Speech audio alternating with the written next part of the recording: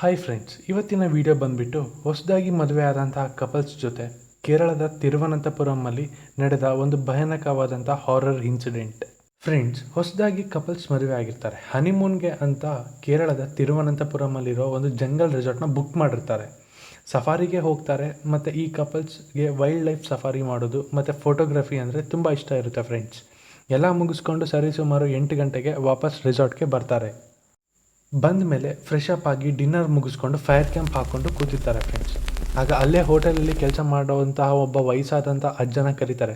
ತಾತ ಬನ್ನಿ ಇಲ್ಲೇ ಕೂತ್ಕೊಳ್ಳಿ, ಆ ಫೋರ್ಟ್ ಬಗ್ಗೆ ಹೇಳಿ, ಈ ರೆಸಾರ್ಟ್ ಹಿಂದ್ಗಡೆ ಇರೋಂತಹ ಒಂದು ಫೋರ್ಟ್ ಇದೆ ಅಲ್ಲ, ಆ ಫೋರ್ಟ್ ಬಗ್ಗೆ ಹೇಳಿ ಅಂತ ಕೇಳ್ತಾರೆ. ಫ್ರೆಂಡ್ಸ್, ಆಗ ತಾತ ಹೇಳ್ತಾರೆ ಫ್ರೆಂಡ್ಸ್, ಸುಮಾರು 80ರಿಂದ 100 ವರ್ಷದ ಹಿಂದೆ ಆ ಕೋಟೆಯಲ್ಲಿ ಒಬ್ಬ ಮಾಟಗಾತಿ ವಾಸ ಮಾಡ್ತಾ ಇದ್ಲು ಅಂತ. ಸ್ವಲ್ಪ ದಿನ ಆದಮೇಲೆ ಇಲ್ಲೇ ಸುತ್ತಮುತ್ತ ಇರುವಂತಹ ಊರಿನ ಸಣ್ಣ ಹುಡುಗಿರು ಮತ್ತು ಮಹಿಳೆಯರು ಅಚಾನಕ್ಕಾಗಿ ಕಾಣೆಯಾಗ್ತಾ ಇದ್ರು ಅಂತ.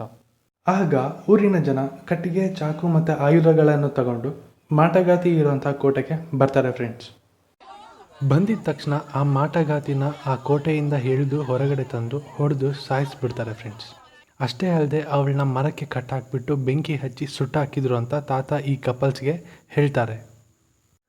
ಅಲ್ಲೇ ಇದ್ದಂಥ ಒಂದು ದೊಡ್ಡದ ಆಲದ ಮರನ ತೋರಿಸ್ಬಿಟ್ಟು ತಾತ ಹೇಳ್ತಾರೆ, ಇದೇ ಮರಕ್ಕೆ ಅವಳನ್ನ ಕಟ್ಟಾಕಿ ಸುಟ್ಟಾಕಿದ್ರು ಅಂತ.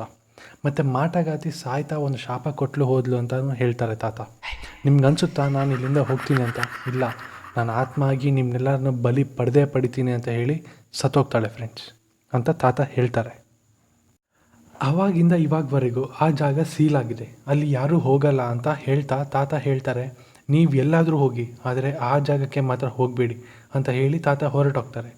ಈ ಕಪಲ್ಸ್ ಸರಿ ಅಂತ ಹೇಳಿಬಿಟ್ಟು ಅವ್ರ ರೂಮ್ಗೆ ಹೋಗಿ ಮಲ್ಕೋತಾರೆ. ಫ್ರೆಂಡ್ಸ್, ಮಧ್ಯರಾತ್ರಿ ಸುಮಾರು ಒಂದು ಸ್ವಲ್ಪ ಹೊತ್ತು ಆದಮೇಲೆ ಹಸ್ಬೆಂಡ್ಗೆ ಎಚ್ಚರಿಕೆ ಆಗುತ್ತೆ. ಫ್ರೆಂಡ್ಸ್, ಯಾವ ಥರ ಎಚ್ಚರಿಕೆ ಆಗುತ್ತೆ ಅಂದರೆ ಅವ್ರ ವೈಫ್ ಏನೋ ಕೌಂಟ್ ಮಾಡ್ತಾ ಇರೋವಂಥ ಸೌಂಡ್ ಕೇಳಿ ಎಚ್ಚರಿಕೆ ಆಗುತ್ತೆ. 10, 15, 20, 25 ಆ ಥರ ಕೌಂಟ್ ಮಾಡ್ತಾ ಇರ್ತಾಳೆ ಅವ್ರ ವೈಫ್. ಇವನು ಏನೋ ಕೌಂಟ್ ಮಾಡ್ತಿರ್ಬೇಕಂತ ಹೇಳಿ ಹಂಗೆ ನೆಗ್ಲೆಕ್ಟ್ ಮಾಡಿ ಮಲ್ಕೊಬಿಡ್ತಾನೆ.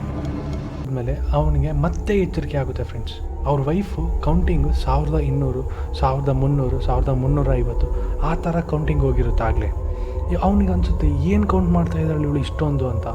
ಆಗ ಎಚ್ಚರಿಕೆಯಾಗಿ ನೋಡಿದರೆ ಪಕ್ಕದಲ್ಲಿ ಅವನ ವೈಫೈ ಇರಲ್ಲ. ಫ್ರೆಂಡ್ಸ್, ಸ್ವಲ್ಪ ದಿಟ್ಟಿಸಿ ನೋಡಿದರೆ ಟಾಯ್ಲೆಟ್ ರೂಮ್ ವಿಂಡೋ ಹತ್ರ ಆ ತಾತ ಹೇಳಿರೋ ಮಾಟಗಾತಿಯ ಮುಖ ಕಾಣಿಸ್ತಾ ಇರುತ್ತೆ. ಸ್ವಲ್ಪ ನೀಟಾಗಿ ನೋಡಿದರೆ ವಯಸ್ಸಾಗಿರುವಂಥ ಚರ್ಮ ಮತ್ತು ಸುಟ್ಟ ಗಾಯಗಳು ಆ ಮಾಟಗಾತಿಯ ಮುಖದ ಮೇಲೆ ಕಾಣಿಸ್ತಾ ಇರುತ್ತೆ. ಫ್ರೆಂಡ್ಸ್, ಆ ಮಾಟಗಾತಿ ಇವಳನ್ನ ನೋಡಿ ನಗ್ತಾ ಇರ್ತಾಳೆ, ಒಂಥರ ಸ್ಮೈಲ್ ಇರುತ್ತೆ. ಫ್ರೆಂಡ್ಸ್, ಅದನ್ನು ನೋಡಿಬಿಟ್ಟು ಇವನಿಗೆ ತಲೆ ಸುತ್ತಿ ಅಲ್ಲೇ ಬಿದ್ದೋಗ್ಬಿಡ್ತಾನೆ. ತಲೆ ಸುತ್ತಿ ಬಿದ್ದಂಥ ಹಸ್ಬೆಂಡಿಗೆ ತಾತ ಬಂದು ಎಚ್ಚರಿಸ್ತಾರೆ. ಫ್ರೆಂಡ್ಸ್, ನೀರಾಕಿ ಎಚ್ಚರಿಸಿದಾಗ ಅವನು ಎದ್ದಿದ ತಕ್ಷಣ ನನ್ನ ವೈಫ್ ಎಲ್ಲಿ ಅಂತ ಗಾಬರಿಯಾಗಿ ಕೇಳ್ತಾನೆ. ಆಗ ತಾತ ಹೇಳ್ತಾರೆ, ನೀವೇನಾದರೂ ಆ ಕೋಟೆ ಹತ್ರ ಹೋಗಿದ್ರಾ ಅಂತ. ಆಗ ಇವನು ಹಸ್ಬೆಂಡ್ ಹೇಳ್ತಾನೆ, ಫಸ್ಟ್ ಸರಿ ಎಲ್ಲರೂ ನನ್ನ ವೈಫ್ ಎಲ್ಲಿ ಅಂತ ಮತ್ತೆ ಕೇಳ್ತಾನೆ. ಆಗ ತಾತ ಕೈಯಲ್ಲಿ ಸನ್ನೆ ಮಾಡಿ ತೋರಿಸ್ತಾನೆ ಒಂದು ಸ್ವಲ್ಪ ದೂರದಲ್ಲಿ. ಆಗ ಇವನು ಓಡೋಗಿ ನೋಡಿದರೆ ಅಲ್ಲಿ ಅವ್ರ ವೈಫಿನ ಡೆಡ್ ಬಾಡಿ ಇರುತ್ತೆ. ಫ್ರೆಂಡ್ಸ್, ಇನ್ನೂ ವಿಪರ್ಯಾಸ ಅಂದರೆ ಅವ್ನ ವೈಫಿನ ಬಾಡಿ ಮೇಲೆ ತಲೆ ಮೇಲೆ ಕೂದಲೇ ಇರಲ್ಲ. ಹೆಂಗೆ ಅಂತಂದರೆ ಕೂದಲನ್ನ ಯಾರೋ ಬಲವಂತವಾಗಿ ಕೈಯಲ್ಲೇ ಕಿತ್ತಿರೋ ಥರ ಇರುತ್ತೆ, ತಲೆ ಮೇಲೆಲ್ಲ ರಕ್ತ ಇರುತ್ತೆ. ಫ್ರೆಂಡ್ಸ್, ರಾತ್ರಿ ಕೌಂಟಿಂಗ್ ನಡೀತಾ ಇತ್ತಲ್ಲ ಫ್ರೆಂಡ್ಸ್, ಅದು ಬೇರೆ ಏನೂ ಅಲ್ಲ, ಇವನ ವೈಫ್ನ ಕೂದಲನ್ನ ಆ ಮಾಟಗಾತಿ ಆ ವೈಫ್ನ ಸಾಯಿಸಿಬಿಟ್ಟು ಕೂದಲನ್ನ ಕೀಳ್ತಾ ಇದ್ಲು. ಫ್ರೆಂಡ್ಸ್, ಇವರು ಗೊತ್ತಿಲ್ಲದೆ ಆ ಕೋಟೆಗೆ ಹೋಗಿದ್ರು, ಆದರೆ ಇವರು ಆ ಮಾಟಗಾತಿಯ ಆತ್ಮನ ಇವ್ರು ನೋಡಿಲ್ಲ, ಆದರೆ ಆ ಮಾಟಗಾತಿ ಕಂಪಲ್ಸರಿ ಇವ್ರನ್ನ ನೋಡಿರ್ತಾಳೆ. ಇನ್ನೂ ಒಂದು ತಪ್ಪು ಇವ್ರ ವೈಫ್ ಏನು ಮಾಡಿರ್ತಾಳೆ ಅಂದರೆ ಫ್ರೆಂಡ್ಸ್, ಇವ್ರ ವೈಫಿನ ಕೂದಲು ಬಹಳ ಚೆನ್ನಾಗಿರುತ್ತೆ ಮತ್ತು ಉದ್ದನೂ ಇರುತ್ತೆ. ಆ ಕೂದಲನ್ನು ಹಾಗೆ ಬಿಟ್ಕೊಂಡು ಕೋಟೆಗೆ ಹೋಗಿರ್ತಾಳೆ. ಅದು ಫಸ್ಟ್ ತಪ್ಪು. ಆ ಆತ್ಮಕ್ಕೆ ಆ ಕೂದಲ ಮೇಲೆ ಆಸೆ ಬಂದುಬಿಟ್ಟು ಇವಳನ್ನ ಸಾಯಿಸಿ ಆ ಕೂದಲನ್ನು ತಗೊಂಡು ಹೋಗಿದೆ.